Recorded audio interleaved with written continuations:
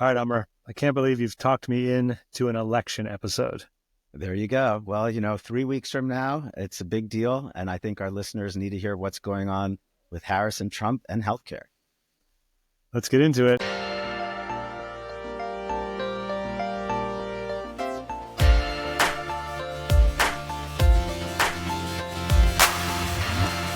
All right, Amar. Which of the laundry list do you want to tackle first? Anthony, I think we have some good topics to talk about with Trump and Harris. We'll try to be nonpartisan. I don't know who you're voting for. I don't think you know who I'm voting for.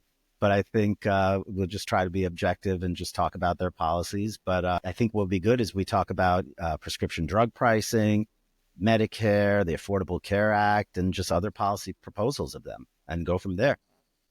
All right, let's do it. So where do you want to start first?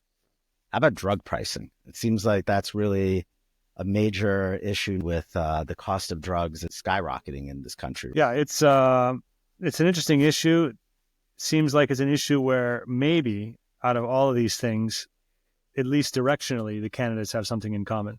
Yeah, I think both Trump and Harris are both looking at ways to curtail out of control costs for our senior population with prescription drugs. And, a 2024 RAND study pretty much found that the United States pays triple what other countries, other developed countries pay for prescription drugs, that's triple.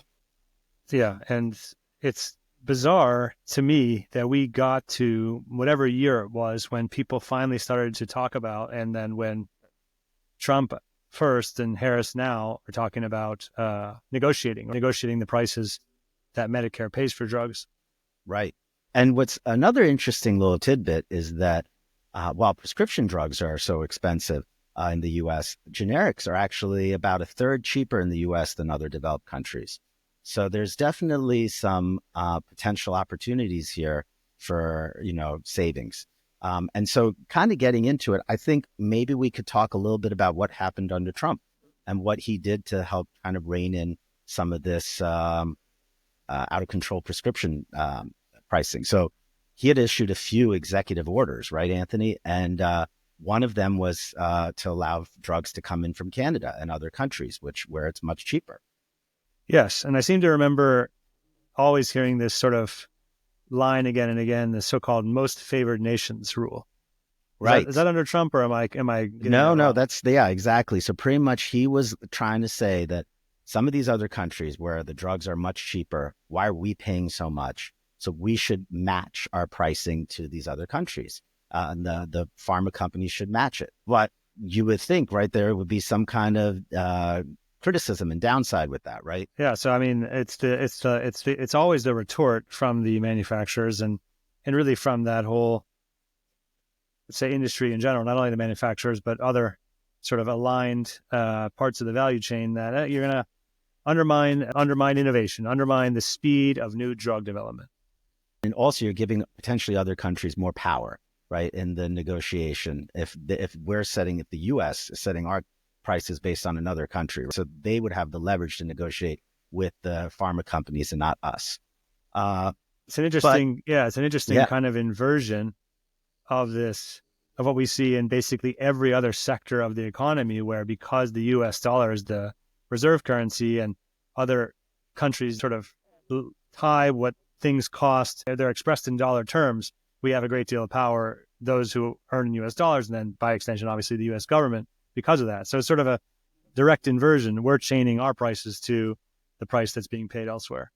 Right. And some of the other, things Trump did with his executive orders was trying to prevent these drug companies from their negotiating discounts, and then they're keeping those discounts or rebates. So it was to prevent them from keeping that, allowing transparency so people could see what the drug companies are keeping. Because I know you've done a lot with PBMs and in your career, and they've just gained so much more power over the last few years. Yeah, exactly. I mean, few basically dictating the flow of funds from the acquisition of the medicine from the manufacturer, and then the flow from there through the specialty pharmacies you have unbelievable power there, and patients end up, unfortunately, paying quite a lot more for drugs that in reality cost less on the Oh, quote yeah. unquote And the open drug market. companies come out ahead. So under the Harris administration, the FTC actually sued the three big PBMs precisely because of this pricing difference. Exactly. The ability to uh, dictate prices and the ability to make it so that the end user, the patient, effectively is overpaying, Yeah. overpaying in a big way, Yeah. 2,000% or higher in many cases. Right. And, with typical campaigning, right, both Harris and Trump are both trying to take the win for insulin pricing. So Yes. Harris claims that, right, with the Inflation Reduction Act that she signed as the tiebreaker as vice president, That's right. that it capped it at $35. But Trump says that actually it started with his administration with a voluntary model for reduced pricing for insulin. So they both have some claim to that, I think. Yeah, that's right. And that's why, in the spirit of bipartisanship, in the spirit of being positive, I'm glad we started with prescription drugs. It seems to be one aspect of the entire healthcare system where there is some bipartisan, as I say, commonality or shared directionality about how they want to take things, i.e., lower cost to the patient. I mean, that's a crowd pleaser, Right. obviously. And Low so risk. So some of the other things the Inflation Reduction Act did is exactly what you were saying earlier, that it allowed for the government to negotiate drug prices with these pharma companies, which up until then Medicare couldn't do. And so it allowed for it coming in 2025, there's going to be an additional 10 drugs that are now going to be allowed to be negotiated beyond insulin. And then every year thereafter, it's going to be an additional 10 to 20 drugs going for the next 5 years. And so Harris wants to expand that to even more Yes. drugs. And then she also wants to put a cap of $2,000. So like an elderly person in Medicare for drugs, they out-of-pocket costs shouldn't exceed $2,000. And what's the estimate on that in terms of, so if the out of pocket cost is 2,000 and the Yep. overall cost to produce in general the drugs consumed by your average Medicare beneficiary in the U.S., and you take that across all of them, we're talking about it would now. I'm going to guess that it's north of 200 billion. Oh, keep going. Is it 400? It's close to like almost $500 billion over 10 years. So it's 450, right? Yeah, the CBO, that's what they're estimating. And so, I mean, and we'll see a common theme. I think that a lot of this proposals of Harris, while they would expand coverage and make things more affordable, it comes at a cost, right? Nothing's free. There's no free lunch. Some of the stuff she's really swinging for the fences. And I mean, if they were to come to pass, they would be obviously very positive for the senior on a budget. The lower income beneficiary would be a huge upgrade for them. Yep. And one of the things Trump had proposed in his presidency and going forward is like we were talking about, that the generics are so much cheaper. He really wants to make a push for more generics, which he thinks would also allow for about $22 billion in savings. So to me, to speak of an idea that's, I think, practical, and we have the infrastructure set up to actually do that, I think that is a bet that actually makes a lot of sense given our distribution channels, given the fairly rigorous quality assurance that we have in the United States to make sure that these generics, as well as so-called biosimilars, are in fact safe. And that's just an opportunity, I think, that we have to continue to pursue, where the U.S. has had great success. You mentioned that earlier, relative to other like countries. We already do bring generics to market substantially faster than some of those other economies. Exactly. And one of the criticisms in the Harris administration from people like us, other oncologists, is her interpretation of the Stark Law. So the Stark Law. Oh, yes. I'm glad you brought this up. I forgot about it. Yep. Go ahead. Yeah. So the Stark Law is pretty much prevents self-referral, right? So if a surgeon owns a radiation machine, they can't just refer the patients for radiation treatments and pocket the money, right? That's what it's meant to prevent. But they interpreted it to also include caregivers being able to pick up medicines for individuals from the pharmacy and mailing out prescriptions and not allowing for that. I have to admit that this has to be some kind of, I don't know, confusion, some kind of bizarre. When you brought this up to me earlier, it piqued my interest greatly, and I have to honestly to research, get to the head of the snake, as it were, as to how we could get to that point with Stark Law.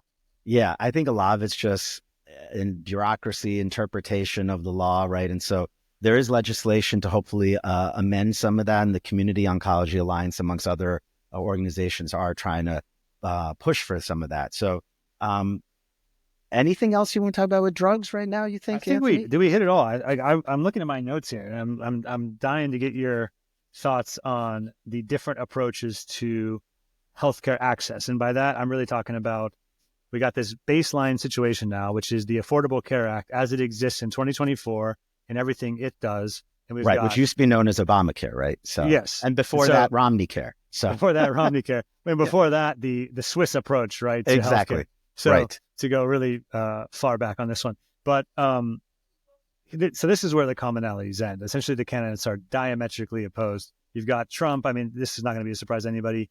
Trump, who seeks to roll back. I mean, how many times did he try already to repeal Obamacare in his first term? Right. So he's going to probably pick up right where he left off, as he is saying on the campaign trail. Right. And it's interesting that you brought up how it's switched back and forth, this concept of the Affordable Care Act. So I'm dating myself, but when I was in college, I did a thesis on the Swiss model. And back then, it was the Republicans and a lot of the conservative think tanks that picked it up, because the idea of requiring somebody to have have coverage, right, prevents freeloading in the system. So it encourages individual responsibility.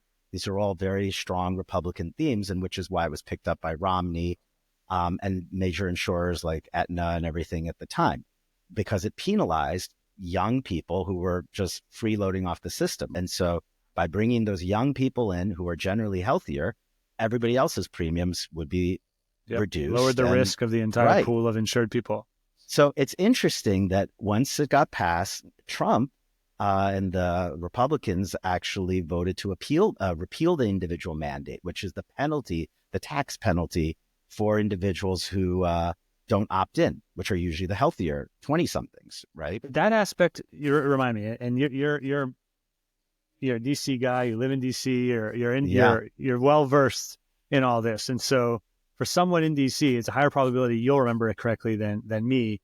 Did the individual mandate piece make it all the way to the Supreme Court? And the Supreme Court said, we're upholding the law, but the individual mandate. Exactly. You're 100% right. It was John Roberts, and he was the tie-breaking. It was a 5-4 ruling with John Roberts writing the opinion saying that it can be upheld because it's a tax. And so it was upheld through a tax law, but it wasn't popular. I'm so impressed that you remember this dynamic. I mean, because there's so much stuff that's happened since. Yeah, but it wasn't popular. And so even though it helped reduce premiums overall in the program, it was repealed. So that was one of the things he repealed. And just to put perspective for our viewers, the program right now funds about 20% of insured patients, 90 million patients, about $800 billion program is the Affordable Care Act. So this is not a small, this is a huge program we're talking about. And and she, Ms. Harris, she wishes to increase the subsidies through, on the let's say the framework of the ACA. Right. Take that framework, increase the amount of subsidies that are paid for insurance purchases. And she wishes to also, I think I have this percentage remembered correctly, for the premium payments, cap them at 8.5% of household income. Is that right? Yep, exactly. Okay. Yeah. So pretty much, once again, expanding coverage, which supposedly the estimates would increase the enrollees by almost 20 to 23 million new enrollees, but would come at another cost of $200 billion over 10 years. You're seeing a pattern. Okay, let's since you brought out the numbers, and I love that because it makes it real. So the previous initiative, $450 billion was her prescription drug plan, right? Right. The estimate is $450 billion in 10 years. The increase in the subsidies for purchasing of insurance for, let's say, low and middle income individuals, that's another 200 billion, right? So we're at a 650 billion price tag at the moment. Let's say. Yeah, this is good. This is good. Let's keep with this as we go through it. We'll play accountants here. I like it. So some of the other things that Trump did, because he couldn't repeal the ACA, so that he dropped the individual mandate.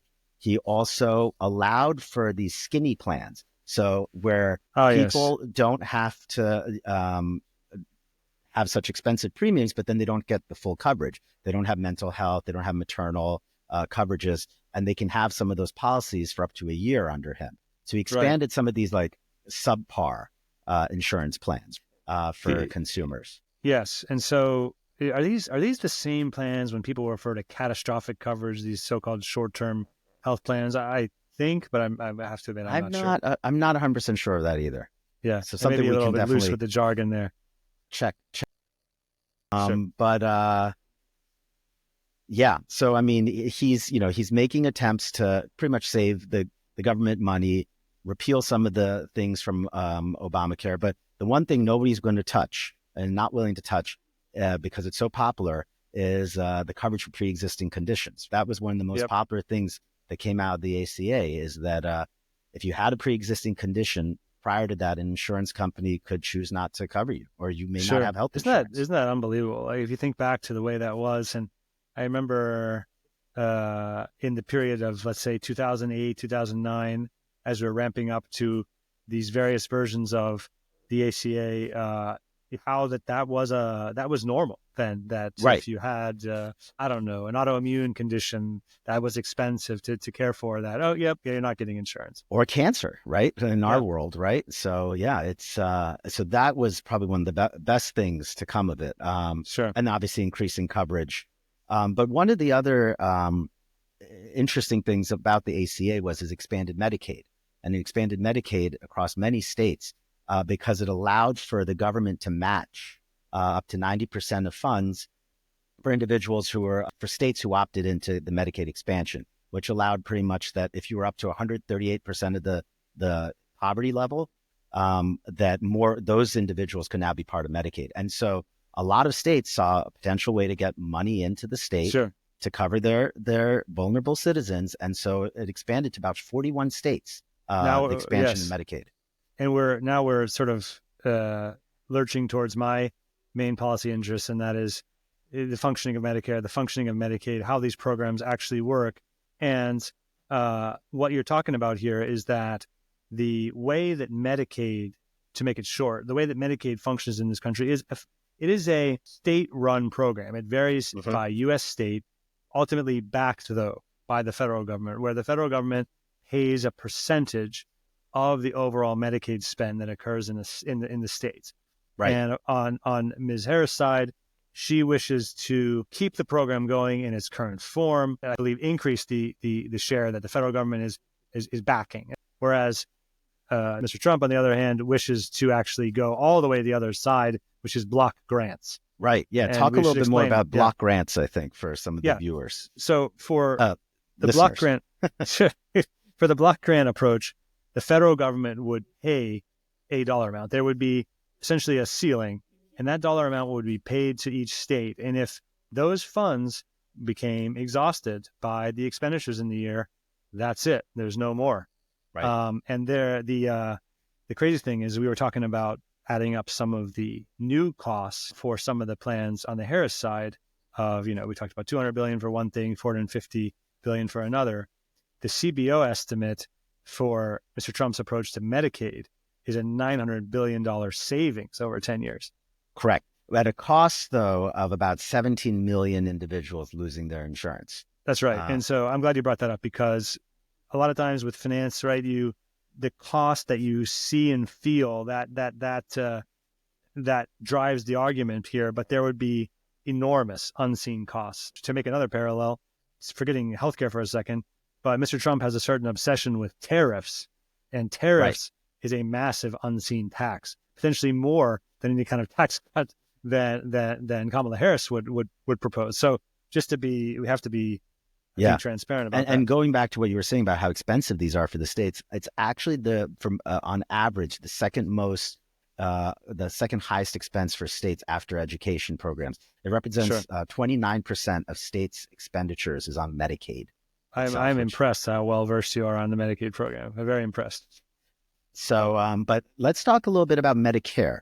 So one of the things Harris wants to do is to potentially reduce the age on Medicare from 65 to 60. I'm already thinking about the price once tag. Again, let's take a guess again how much that would cost. I'm going to guess in the neighborhood of 250 billion for that one also. Yeah, ding, ding, ding. Yeah, 200 billion over 10 years again. So that's another 200 billion, but it would expand coverage to another 23 million Americans who are likely uninsured in that age bracket and who aren't meeting the income thresholds for Medicaid. Yes, and by the way, this is not just for the benefit of anybody listening to this episode. This is not math you and I are doing here in real time. These estimates come from the CBO, and the estimate on the Medicare age change from 65 down to 60 and the 200 billion there actually comes from the Committee for Responsible Federal Budget.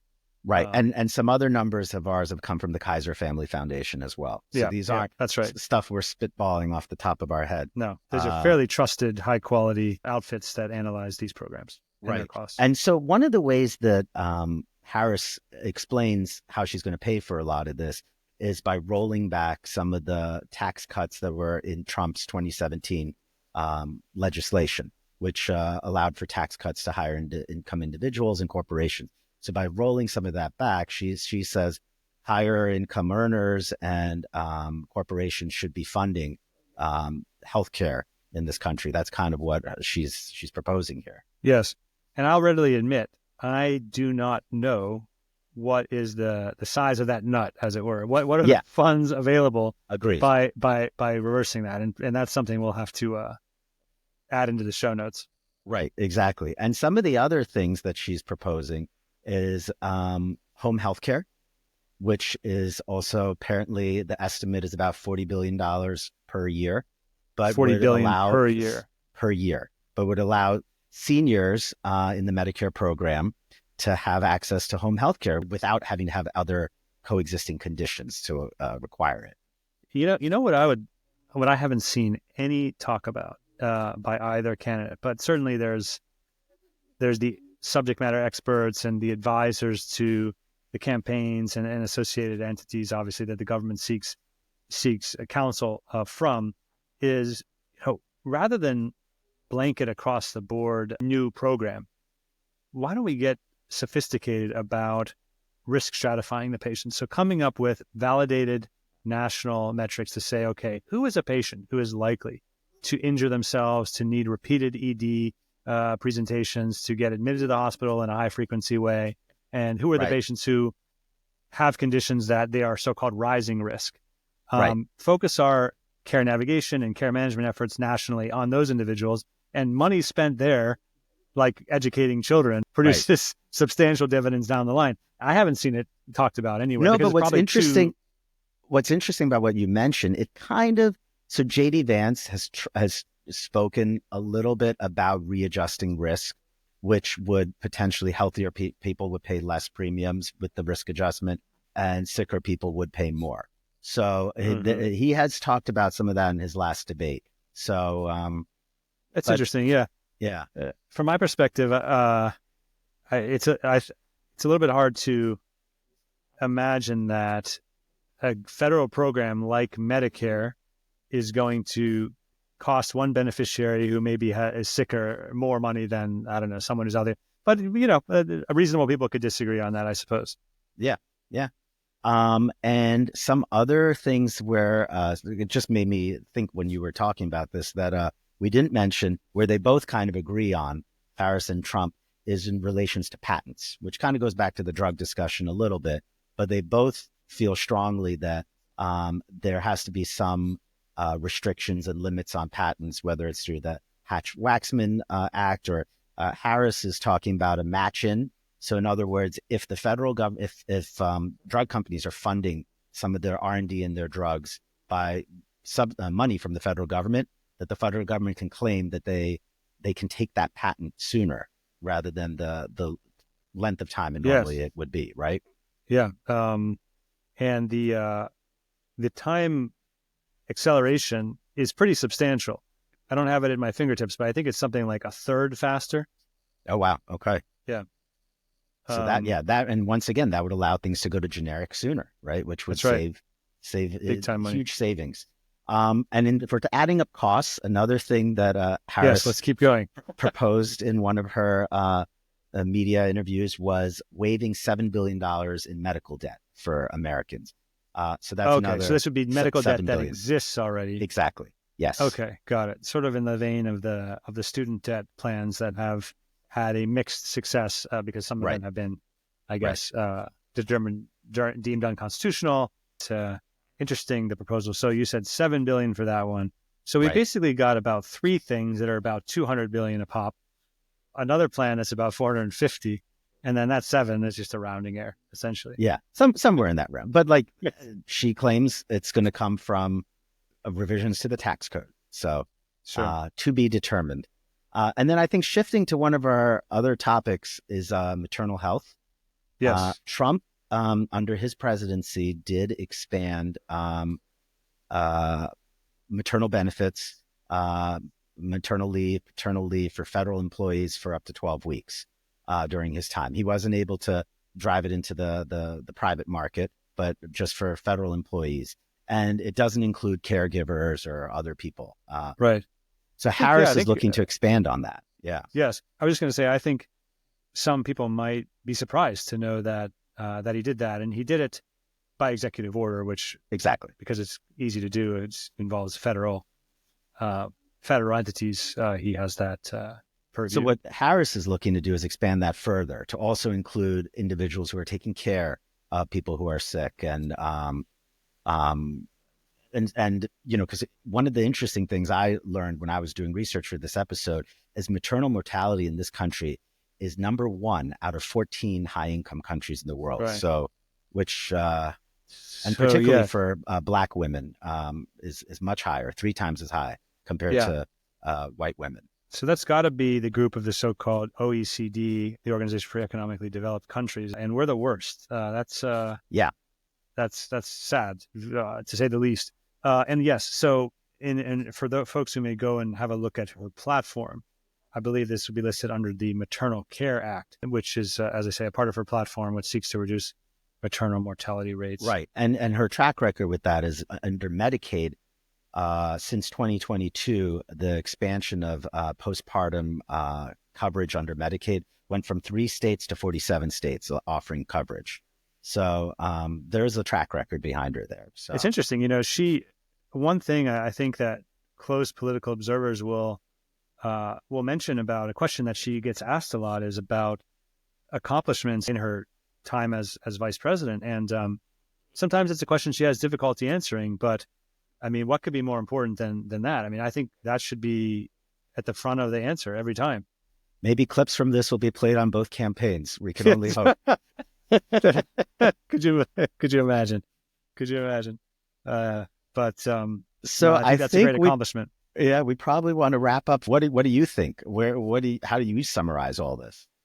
I would summarize this as, on the Harris side, it's certainly a wish list, a very predictable wish list of programs and expansions of programs that I do think would enhance the quality of life for those Americans who would qualify them at a very high cost, at a high cost that I don't know if a plurality of Americans are willing to pay. That's the question. On the Trump side, similarly predictable, a kind of a deconstructionist view on a lot of these programs that have achieved a certain level of popularity. So even Mr. Trump is on what I would consider some shaky ground with some of the stuff he wants to do, but attractive if you are on the side of sort of fiscal conservativeness, because there's big savings to be had through some of the things that he seeks to do. And I think one of the other things is that Harris, in her, whether, these are going to be fundable or not, she does have a list of proposals. While, Trump, as we remember in his last debate, has concepts of a plan. Yes, that's a great way to put it. In fact, I meant to bring that up earlier, is that he is not a details guy. He's not the COO, right? He's the CEO through and through. Yeah. and he leaves it But to he his people claims to. potentially Kennedy may play a role in his administration on the healthcare side. Wow. Okay. I mean, the Yeah. times that we're in, could you? No one would have predicted it, that we would have a Kennedy on the Trump side, and that we would have the Cheneys Right, on right, the Harris exactly. side. It's a bizarro world. Weird So, times we're living in. so, well, all right. This has been exciting. This has been fun. Hopefully, I didn't drag you too much into the weeds in politics. And next time we can stick to more economic topics. This is great, and certainly, as you say, extremely timely. And I wonder, I think you may have said at the beginning, could anyone predict what side either of us is on? And after this conversation, I don't know. We'll see. We'll see what people say in the comments. Predict who There we're you going to go. vote for. We look forward to reading that. All right. Well, thank you. And we'll see you All right, all we'll see. in a couple of weeks. See you next time.